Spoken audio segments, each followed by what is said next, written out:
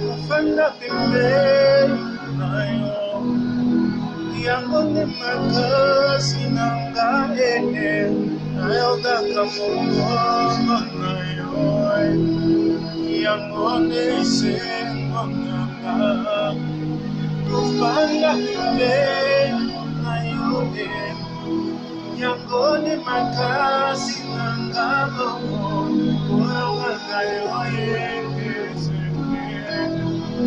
Yangone makasi nafanda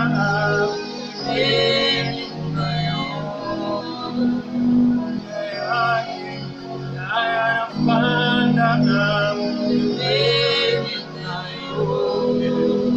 usikate nafanda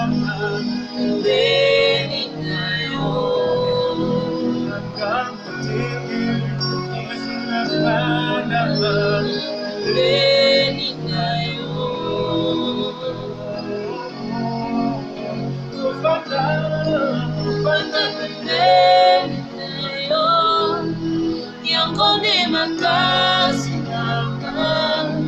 nayo kaka mongongo nayo yangone sengo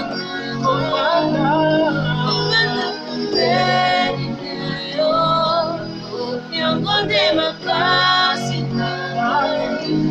nayo kaka mongongo nayo yangone sengo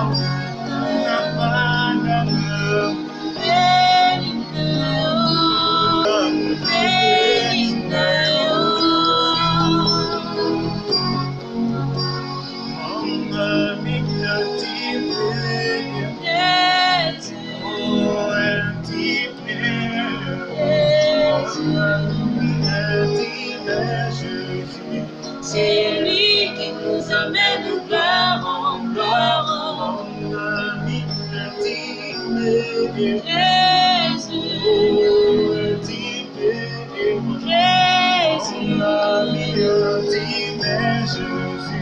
c'est lui qui nous amène gloire en gloire.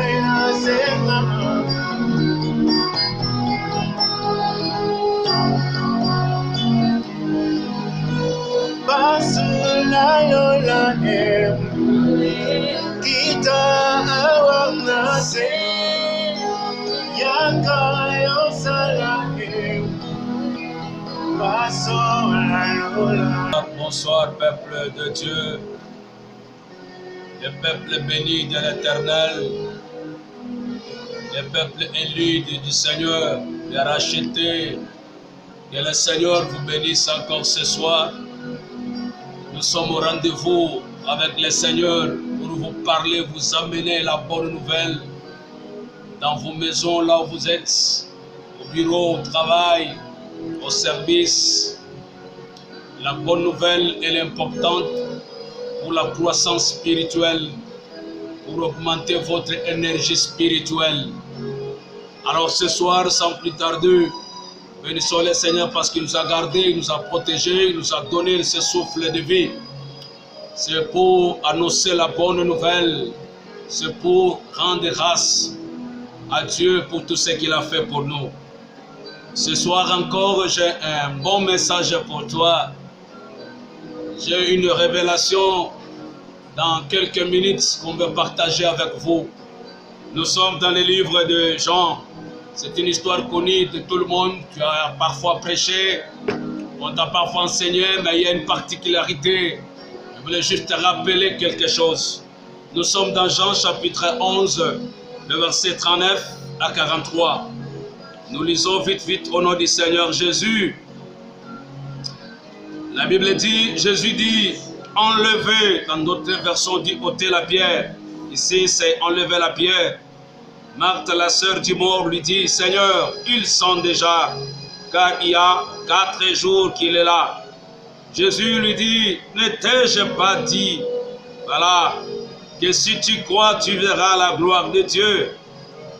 Ils enlevèrent donc la pierre de l'endroit où les morts avaient été déposés. Jésus leva alors les yeux et dit, Père, je te remercie de ce que tu m'as écouté. Pour ma part, je savais que tu m'écoutes toujours, mais je parle à cause de la foule qui m'entoure, afin qu'ils croient que c'est toi qui m'as envoyé. Après avoir dit cela, il cria d'une voix forte, Lazare, sort. Et les morts sortirent, les pieds et les mains attachés par des bandelettes et des visages enveloppés d'un linge. Jésus leur dit, détachez-les et laissez-les aller. Voilà un peu un texte prévu aujourd'hui. Zacharie chapitre 3, le verset 7. La Bible dit, qui es-tu, toi, grande montagne devant Zorobabel? Une plaine, il n'en restera la pierre principale au milieu des acclamations. Grâce, grâce pour elle. Alors ce soir, je vous ai amené un thème très important. Si Dieu voulait, on va terminer aujourd'hui, ou on terminera le jeudi. Alors j'ai intitulé ce message dans ce moment où nous sommes confinés dans nos maisons. Il y a un message que Dieu m'a mis à cœur pour te rappeler, toi qui n'as pas encore accepté Jésus, ou bien toi qui as déjà accepté Jésus, ce message est très fort pour toi, ça va t'encourager, ça va te donner une vitamine, la vitamine spirituelle. J'ai intitulé ce message, ne t'ai-je pas dit? Ne t'ai-je pas dit? Donc c'est l'histoire bien connue de la famille de Marthe, Marie et Lazare. C'est une famille que Jésus aimait beaucoup à Béthanie. Chaque fois que Jésus s'est rendu en Béthanie, il s'est logé là-bas, il mangeait. C'était déjà une famille. Ne t'ai-je pas dit? Je reprends encore dire à quelqu'un, tu as déjà écouté la bonne nouvelle, le message par-ci par-là, par le roi, par des réseaux sociaux, par un homme de Dieu, par-ci par-là, par le prophète, tu as entendu les promesses de Dieu. Mais ce soir, je suis venu te rappeler pour te dire, ne t'ai-je pas dit, si tu crois, tu verras la gloire du Seigneur. Quand on parle de ne t'ai-je pas dit, c'est-à-dire, il y a quelqu'un qui t'avait déjà parlé. Tu as été informé de quelque chose, mais tu n'as pas encore cru à la chose. Peut-être c'est la bonne nouvelle de Jésus. Nous venons de passer une semaine où Dieu nous a parlé que Jésus est venu libérer les captifs. Ne t'ai-je pas dit, mon frère, ma soeur, homme de Dieu, tu es devant une difficulté, une montagne, tu commences à douter. Ne t'ai-je pas dit que si tu crois, tu verras la gloire du Seigneur? Vous savez, dans cette histoire, Jésus a appris que Lazare est malade. Il restait encore là 2 jours. On a enterré Lazare, ça fait 4 jours. Alors Jésus dit à ses disciples, il a fallu que je rentre à Béthanie parce que mon ami est endormi. Je vais aller le réveiller. Et les disciples n'ont pas compris le langage prophétique, un langage spirituel de Jésus. Il a dit clairement que Lazare est mort. Alors il est arrivé là où était Lazare, à l'entrée de Béthanie. On a appris à la Marthe que Jésus est arrivé. Marthe est accourue vite. Il a rencontré Jésus. On a commencé à discuter à Jésus. Et Marthe est allé dire à Marie, viens, le Messie est là. Alors dès que Marie est arrivée, voilà, c'est la conversion où nous sommes dans les versets 38. On a parlé, on a dit à Jésus, Lazare, tout ça, si tu étais là. Écoute-moi, l'absence de Jésus dans vos vies, l'absence de Jésus dans votre entreprise, l'absence de Jésus dans votre mariage, c'est la mort. C'est ce que Marie, même Marthe avait parlé à Jésus. Si tu étais là, mon frère ne serait pas mort. Laisse-moi te dire, dans tout ce que tu es en train de faire, si Jésus est absent, c'est la mort. Ça pourrait paraître quand même le début. Bon, ça va, ça ira. Je suis en train de vous dire que c'est la mort, c'est la mort. Et Jésus a parlé à Lazare, à cette famille, à Marthe et Marie, je suis là, je suis la résurrection et la vie. Alors lorsqu'on a commencé à parler, Jésus fut de nouveau profondément indigné. Il s'est rendu au tombeau, là où on avait enterré Lazare. Je suis en train de vous parler ce soir, que Jésus est en face de votre vie. Jésus est en face de là où on t'avait enterré, dans votre famille, dans la société. Je ne sais pas là où tu as été enterré. La Bible dit que c'était là où Lazare était enterré par coutume, selon la coutume juive. On enterrait des gens dans des grottes. On a pris une grosse pierre, on a mis au devant de la tombe pour dire que quelqu'un ne puisse pas venir. C'est fini pour Lazare. Laisse-moi te dire l'absence de Jésus. Le silence de Jésus n'est pas dire que l'absence, c'est son absence. Jésus est là, il connaissait bien. Là où on t'a enterré, il connaît très bien. C'est pourquoi ce soir, j'ai un message de capital pour toi. Ne t'ai-je pas dit, je ne sais pas à quoi, peu importe l'état où tu vis, peu importe de là où tu as été enterré, peu importe l'état où tu vis, ma soeur, mon frère, ta vie peut-être est déjà dans la tombe quelque part, dans le chaos, dans la déception. Tu as été abandonné. Crois seulement ce soir. Ne t'ai-je pas dit? Tu entends déjà le message que je te parle. Crois maintenant. Ne t'ai-je pas dit que si tu crois, tu verras la gloire du Seigneur. Écoute-moi, tu es en face de ton Créateur. Lazare était en face du son Créateur qui est Jésus de Nazareth. C'est pourquoi il a dit, montrez-moi où l'avez-vous mis. Et Lazare était en face de son Créateur Jésus. Il avait le pouvoir parce qu'il se disait lui-même, je suis la résurrection et la vie. Tu es en face de ton Créateur, bien-aimé dans le Seigneur. Il est capable de te libérer là où tu étais. Il a toute la capacité de te renouveler encore. C'est pourquoi il dit, ne t'ai-je pas dit, c'est-à-dire, si tu crois, peu importe là où tu es, ton ministère est déjà foutu. Votre vie est déjà foutue. Je te dis ce soir, ne t'ai-je pas dit, si tu crois, bien-aimé, tu es à la capacité de te renouveler. Jésus-Christ aurait pu le faire de lui-même, mais il a dit, lorsqu'on l'a montré, que Lazare était enterré ici, il a dit, enlevez la pierre, ôtez la pierre. Mais je me suis posé beaucoup de questions. Jésus aurait pu lui-même faire ce travail. Il pouvait lui-même avec ses disciples dire, allez, j'enlève. Mais pourquoi il a dit ôtez la pierre? J'ouvre une parenthèse pour dire à quelqu'un, Jésus ne pouvait pas faire ce que l'homme a la capacité de faire. Mon Dieu ne fait pas pour l'homme ce qu'il pouvait lui-même faire. Dieu ne peut jamais faire ce que lui a déjà délégué. Tu as la capacité de faire. Lui, il est là. Il attend que toi-même, tu enlèves la pierre. Écoute, ce que l'homme peut faire, ce que les hommes peuvent faire eux-mêmes, Dieu ne peut jamais le faire. C'est pourquoi il a dit à Marthe et Marie, ôtez la pierre. Ça, ce n'est pas le travail de Dieu, c'est ton travail. Écoute-moi, dans chaque renouvellement, dans chaque restauration, dans chaque élévation, il y a la part de l'homme, il y a aussi la part de Dieu. Quelle est votre part? C'est d'ôter la pierre. Si tu ôtes la pierre, Jésus va dire à moi ce soir, et si tu le crois, c'est pourquoi il dit à Marthe, ne t'ai-je pas dit? Écoute, si tu crois, tu as la capacité d'ôter la pierre. Pour vivre la délivrance totale dans la vie chrétienne, il faut enlever la pierre. Ils font ôter la pierre. Qu'est-ce que signifie la pierre? Ça signifie quoi? Je vais seulement prendre 3 exemples. Quand on dit ôter la pierre, Jésus pourrait plus lui-même faire. Bien-aimé, premièrement, la pierre c'est quoi? Toi tu m'entends de Dieu, peut-être que tu es dans le ministère, ça fait longtemps, mais Jésus ne parvient pas à opérer des miracles. Pourquoi? Parce qu'il y a des pierres. On a mis des pierres dans votre carrière, on a mis des pierres dans votre vie. C'est pourquoi ce soir je te dis, ôte la pierre. Tu es devant ton Créateur. La première chose, la pierre signifie quoi? Ce sont des doutes momentanément.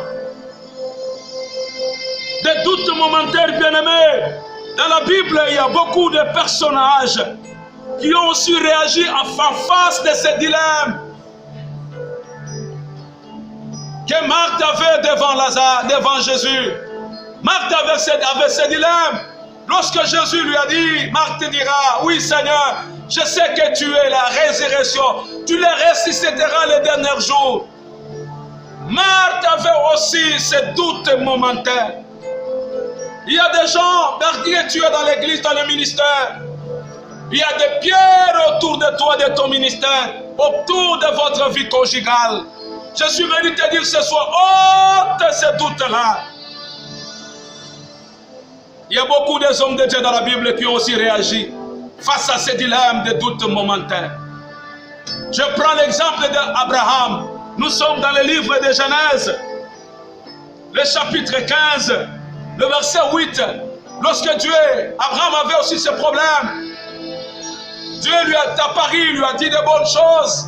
Abraham dira à Dieu, oui, tu me dis, ton nom sera grand, mais je vais mourir aujourd'hui.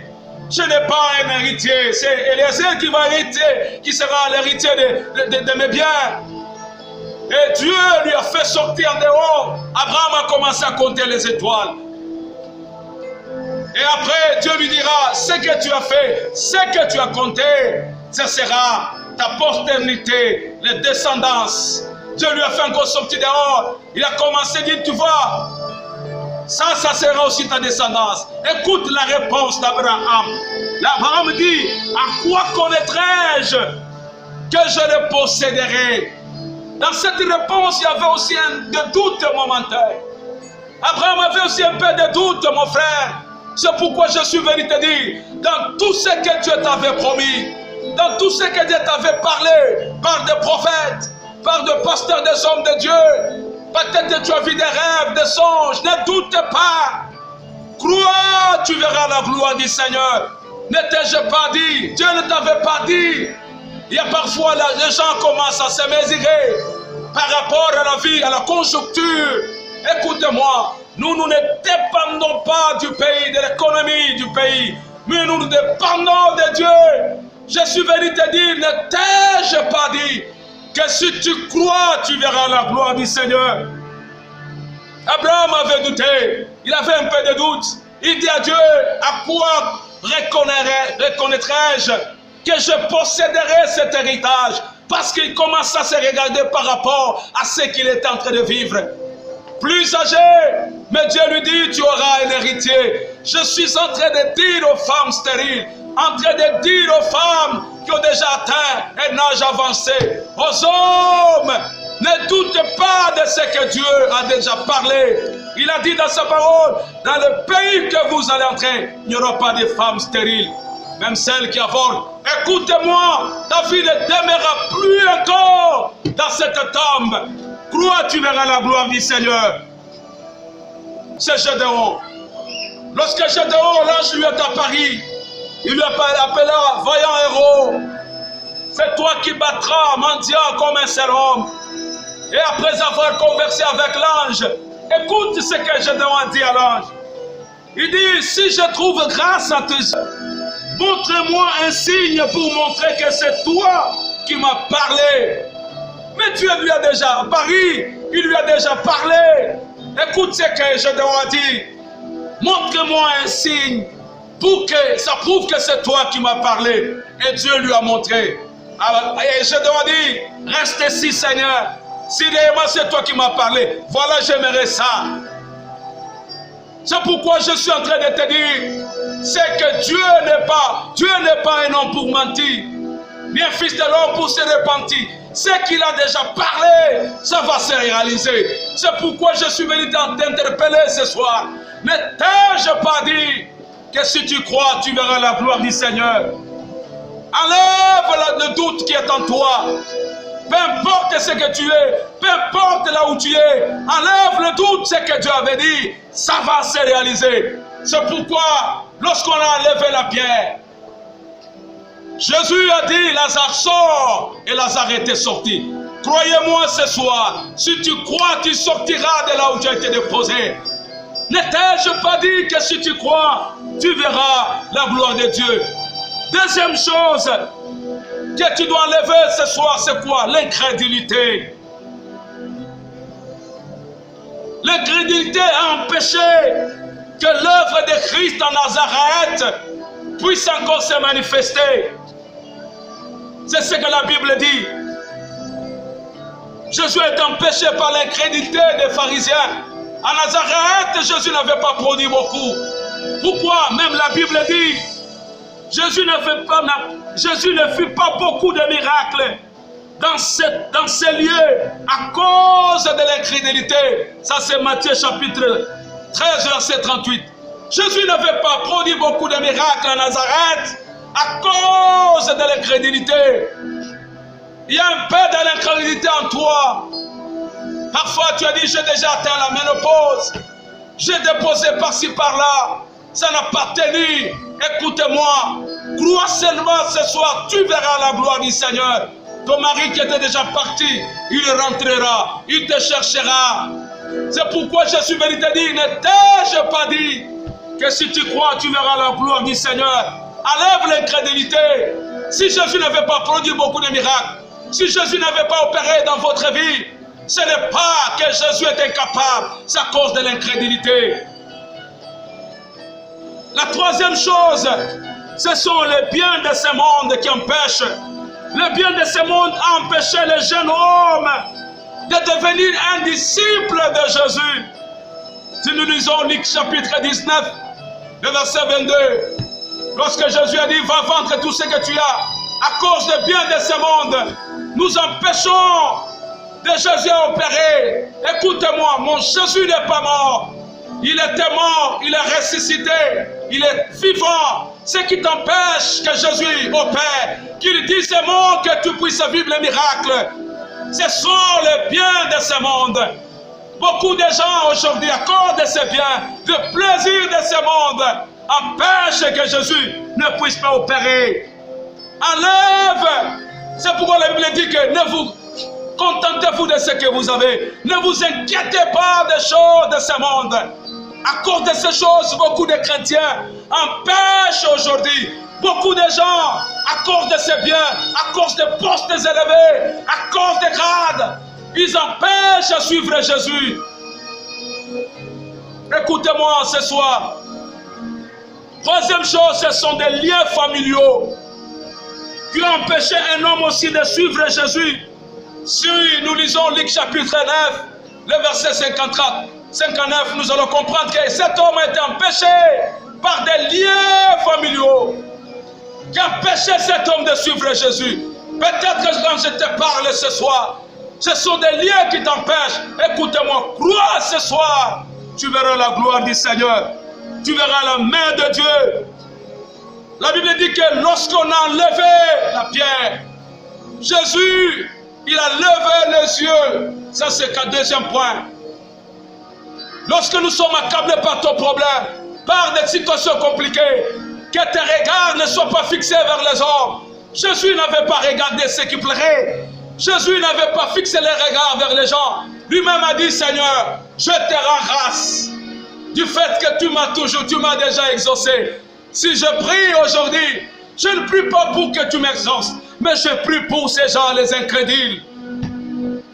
Jésus a levé les yeux vers le haut. C'est pourquoi, bien-aimés dans le Seigneur, nous devons tous se fixer.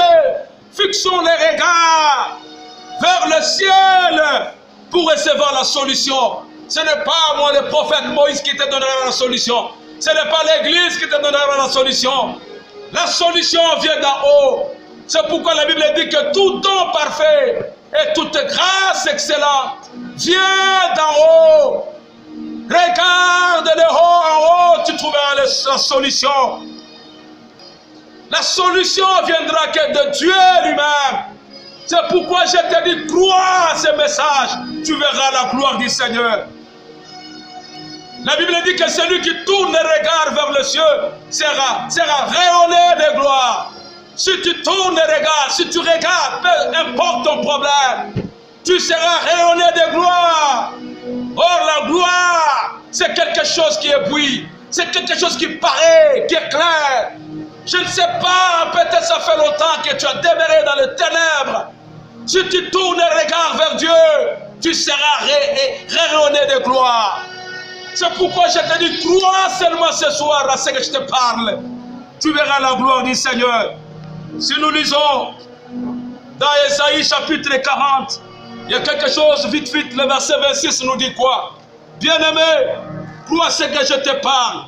Le verset 26 nous dit, qui t'a relevé de le début?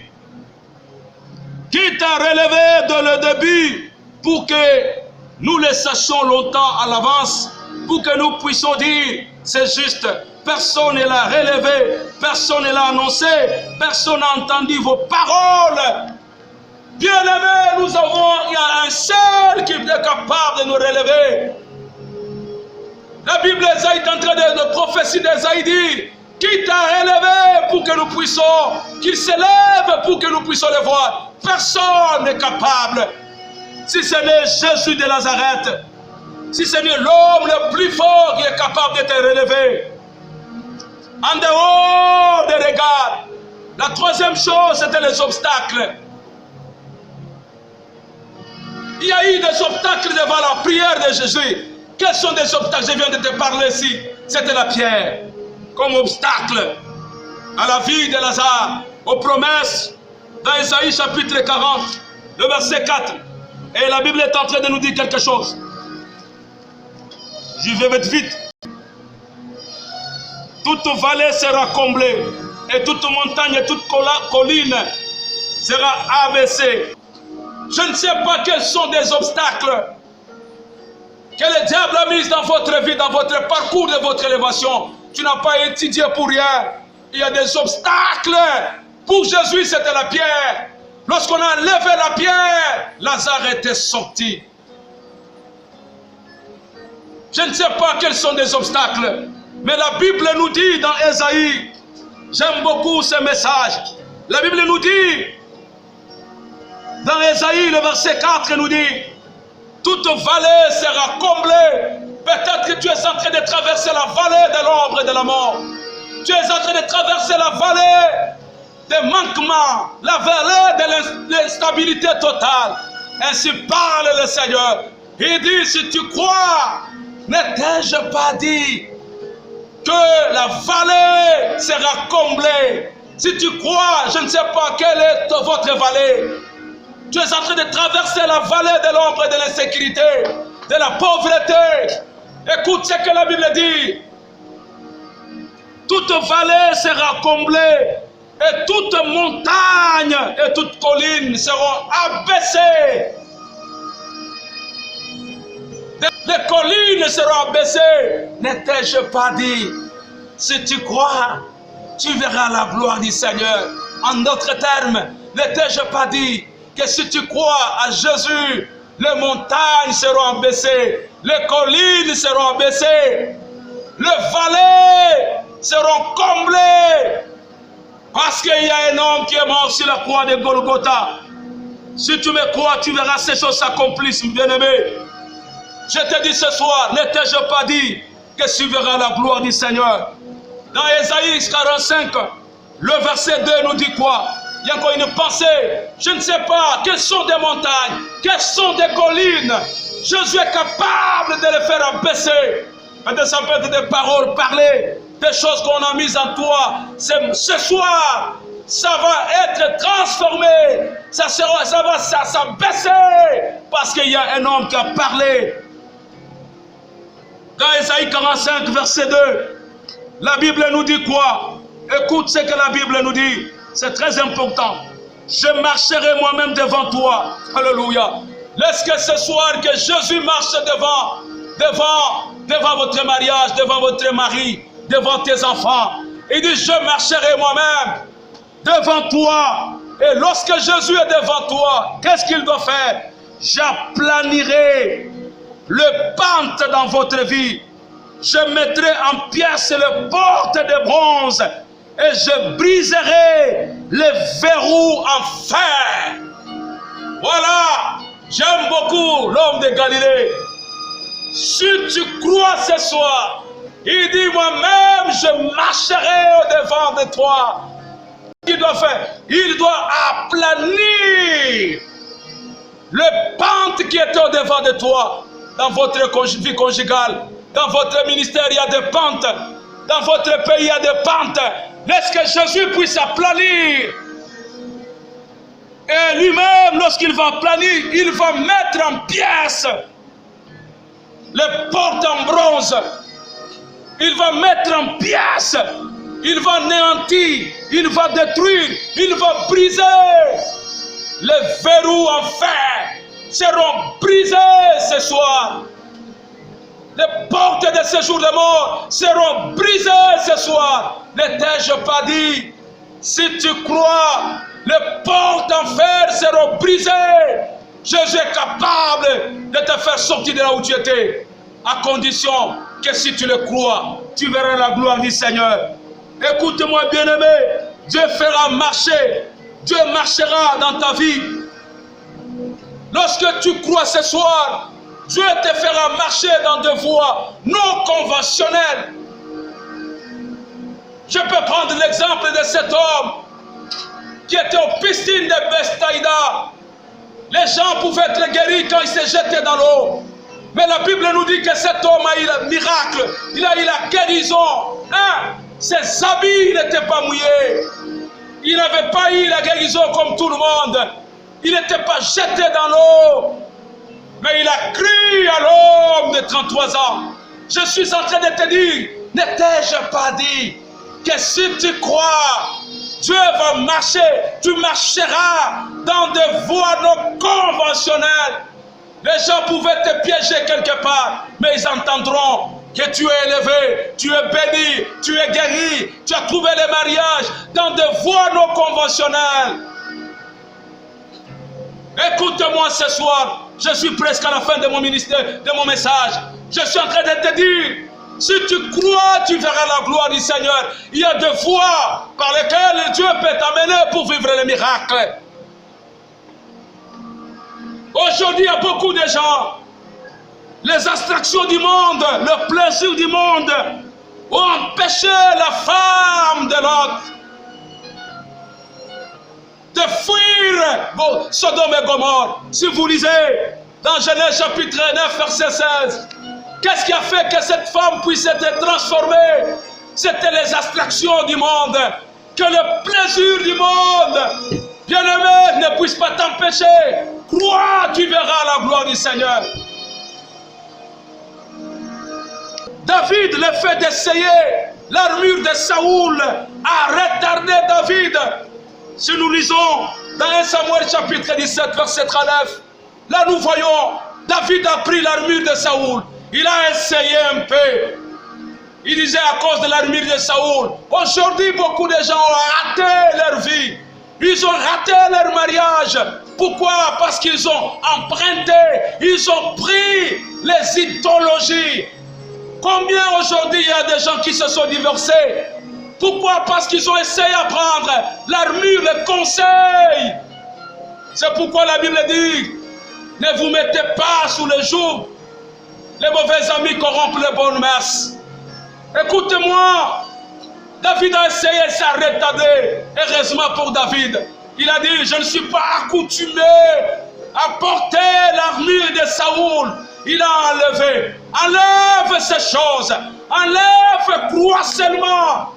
Crois à ce que Dieu t'a fait. D'ailleurs, Dieu t'a créé une belle créature. David me dit, je reconnais mon Rédempteur, il m'a créé une créature si merveilleuse. Vois avec cette beauté que tu as. N'imite pas, ne prends pas l'armure de David, de Saoul. Tu échoueras. Tu as retardé. En prenant les idéologies de tes amis, tu as échoué. Voilà pourquoi je suis venu te dire dans ce message. Tourne tes regards vers le Seigneur. La Bible dit, bien-aimé dans le Seigneur, que les choses ne puissent pas t'amener. Je termine avec Zacharie, chapitre 4, versets 7 à 8. La Bible dit, qui es-tu, toi, grande montagne? Devant Zorobabel, tu seras aplani. Tu seras aplani. Les montagnes, ça peut signifier des temps. Les montagnes, ça peut signifier même les ministères. Les montagnes, ce sont des difficultés. Lorsque tu es en train d'évaluer tout ce que tu dois faire, ça représente une montagne. Tu cherches le mariage, tu n'as pas la dot. Tu cherches le travail, tu n'as pas de connaissances. Tout ce que tu es en train d'évaluer, ce que tu comptes faire, ça représente une montagne. Voilà pourquoi je suis en train de te dire, qui es-tu, toi l'argent, devant ma vie? Qui es-tu, toi mariage, devant la fille d'Abraham? Qui es-tu, toi stérilité? Écoute, toi stérilité. D'ailleurs, la Bible dit, si vous avez la foi, comme les grains de s'élever, vous direz à cette montagne, ôte-toi. Voilà pourquoi, bien-aimé, qui es-tu, toi, grande montagne? Ne t'ai-je pas dit, si tu crois, montagne sera aplanie, sera aplanie. Ça demande une puissance qui est la foi. Par la foi, regarde-le comme une petite chose.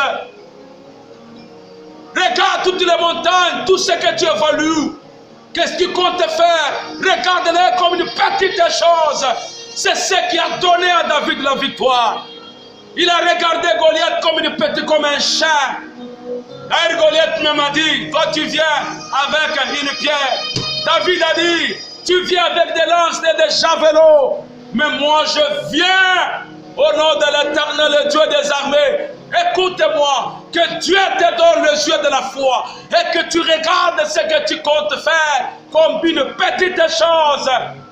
Parce que tu crois, si tu crois, tu verras la gloire du Seigneur. Ne soyez pas intimidés de la grandeur de votre montagne. Ne sois pas intimidé de la grandeur de ce que tu dois faire. Si tu crois, tu verras la gloire du Seigneur. Si tu crois, tu seras marié cette année. Si tu crois, tu seras élevé dans votre poste.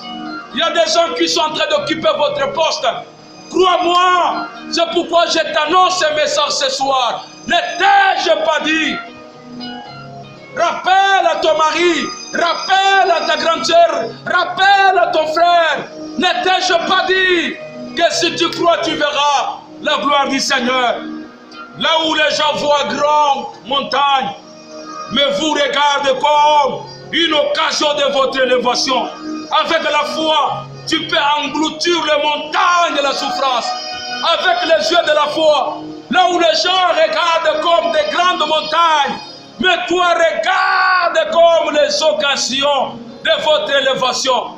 Je termine avec cette phrase pour dire à quelqu'un, si Goliath n'était pas là, David ne serait pas couronné comme roi. L'onction qu'il avait reçue, il a fallu que Goliath soit là. Je dis à quelqu'un, la souffrance que tu vis là, c'est une occasion de votre élévation. Le manquement que tu traverses, c'est une occasion de votre élévation. Si tu crois, tu es capable de changer cette souffrance en bénédiction. Ne t'ai-je pas dit que si tu crois, tu verras la gloire de Dieu? Crois ce message. La foi vient de ce qu'on entend. Et ce qu'on entend vient de la parole du Seigneur. Lorsque tu entends, crois que Jésus est vivant. La Bible dit, si tu confesses de ta bouche et si tu crois dans ton cœur que Jésus est mon sauveur, tu seras sauvé. Tu seras libéré de la tombe. Crois ce message. Jésus est vivant. Quiconque invoquera le nom du Seigneur sera sauvé. Voilà, je termine pour dire à quelqu'un, Jésus est à la porte de ton cœur. Ouvre ton cœur, crois-le. Il va ressusciter votre vie. Là où il y avait la tristesse, là où il y avait des pleurs, Lazare sortira. Ta vie sortira. Que Dieu te bénisse. Merci mon frère, merci. Ma soeur, je veux prier avec toi. Je vais inviter Jésus dans votre vie.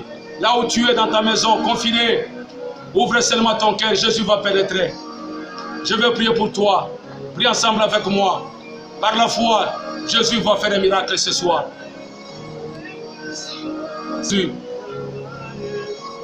Ce soir, je crois. Tu es venu mourir à ma place. Je crois que tu es le Fils de Dieu.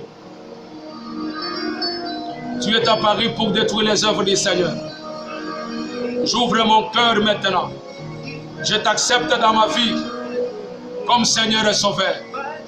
Sois le Seigneur de ma vie, sois le guide, sois le conducteur de ma vie.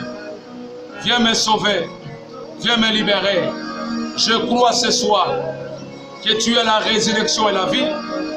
Libère-moi, que le sang de Jésus me couvre, que le sang de Jésus efface toutes les ordonnances qui me condamnaient par le nom merveilleux de notre Seigneur Jésus. Amen.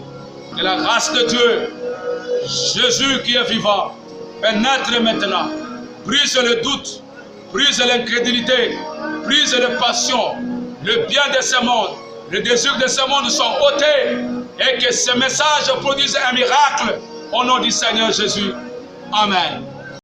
Le prophète Moïse Mouyaya, ici en direct de notre antenne Colonne TV à Kinshasa, la République démocratique du Congo, précisément Angaliema, République, avenue République numéro 14. Il y a un numéro qui est là sur notre site. Appelle-nous à tout moment. On est prêt pour vous orienter à ce que c'est Jésus, tu puisses vivre la gloire de Dieu. Les enfants, c'est la gloire. Les mariages, c'est la gloire. L'élévation, c'est la gloire. Que le Seigneur nous bénisse. Rendez-vous le jeudi à 17h. Que la gloire de Dieu vous bénisse. Bye.